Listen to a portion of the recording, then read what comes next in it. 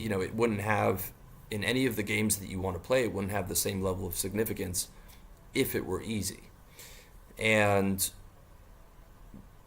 that's a big part of the problem for people who tend towards negative beliefs, is they look around at their external reality, and most of the people around them don't have the things that they want. Which is why I think it's beneficial for guys to have a winners group like we do in the RLD Brotherhood, where everyone, I think, is doing at least six figures. We've got seven figures, multiple seven figures, decamillionaires in there. Everyone's, looks good, successful with women, all these things. To just have that absorbed in your reality. revolutionarylifestyledesign.com/brotherhood is the way to get in there. It's a lifetime membership. And so you've got to have an external reality. If you can't, if you're not ready for the group or whatever, you want to have your external reality then be from YouTube videos like this, right? To where the only information you're consuming is about guys winning at the specific goals that you want. So that becomes part of your reality. And then those guys, become the guys in your imaginary audience, as opposed to the fucking normies you grew up with who think that nothing's going to work, who live in counterfaith, who live in faith of the negative, who live in, I need to keep this $60,000 a year job because it's too risky to do a business. So they believe that their life is better taking 0.1% or 1% of someone else's revenue, because that's what working a job is, versus taking the shot of doing something where they can have 100% of the revenue. They believe more that is a better scenario for them. Even though $60,000 in America, if you're living in America, is not close to enough, especially if you want to have a family. You need to be doing $250. That's still a better scenario because their faith is so low in the positive scenario. But that doesn't mean that they doubt. It means their faith is just high in believing that this average-ass job and mediocre life is the best scenario for them.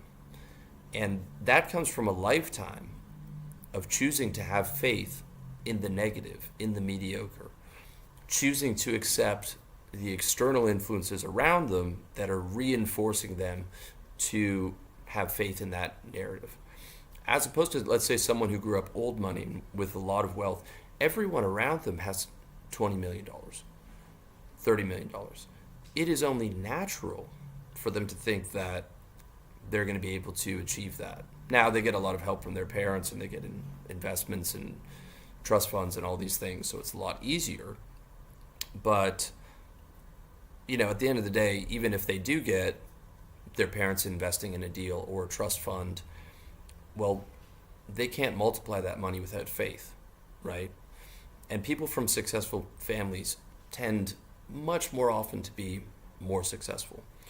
There was a big issue in the election where, they were saying Donald Trump wasn't self-made, and I don't mean to bring up politics at all. I'm just using this as an example because he got $5 million from his father. Now, that's true.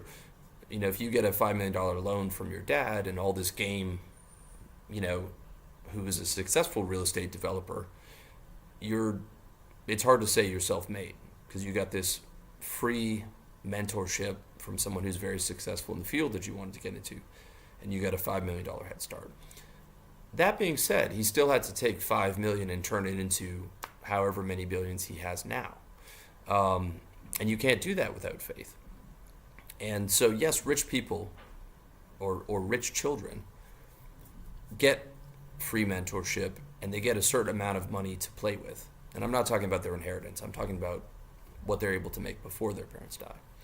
And there are some rich children that don't amount to much, but their probability of success is something like 10,000% higher than the average person. And a lot of that's just from their mindset and the external influences, and that they have faith in getting this positive outcome. Because even if they get money from their parents, you can't turn that into more money without faith that it's going to be the outcome. And I can't stress how important that is.